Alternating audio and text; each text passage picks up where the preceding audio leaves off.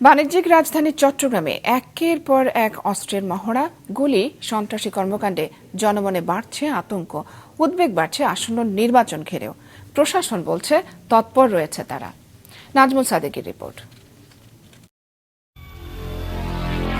চট্টগ্রামের পাঁচলাইশ থানার হামজারবাগ এলাকায় চাঁদা চেয়ে না পেয়ে এভাবেই সশস্ত্র মহড়া দিয়ে ভবনের নির্মাণ কাজ বন্ধ করে দেয় সন্ত্রাসীরা। চট্টগ্রামে বালুছড়া এলাকায় চাঁদা দাবির প্রতিবাদ করায় ছাত্রদলের এক নেতার বাড়ি লক্ষ্য করেও গুলি চালানো হয়। গত এক সপ্তাহে ঘটেছে এই দুটি ঘটনা। এর আগে চালিতাতলীতে বিএনপি প্রার্থী এরশাদুল্লাহর গণসংযোগে প্রকাশ্যে ঘাড়ে পিস্তল ঠেকিয়ে হত্যার ঘটনা ঘটে।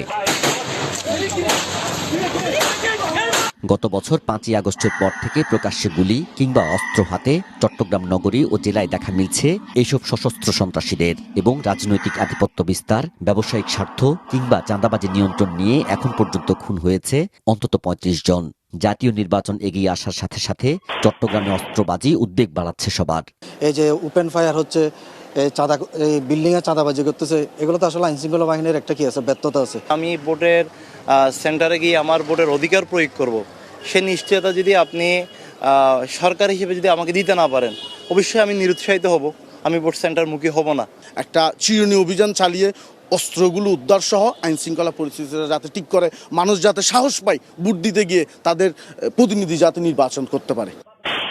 সচেতন নাগরিক সমাজ বলছে এইসব ঘটনা নাজুক আইন শৃঙ্খলা পরিস্থিতিকেই তুলে আনছে সামনে, যাতে ব্যাহত হতে পারে নির্বাচনের সুষ্ঠু পরিবেশ।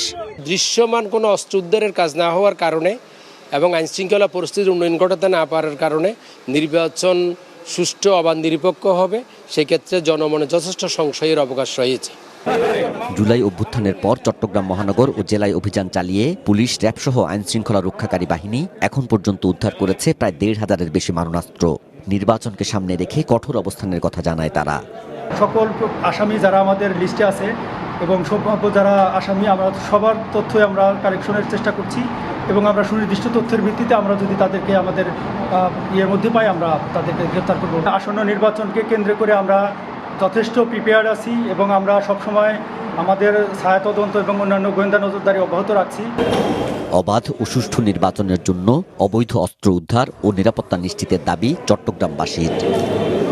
নাজমুল সাদিকি, মাছরাঙ্গা সংবাদ, চট্টগ্রাম।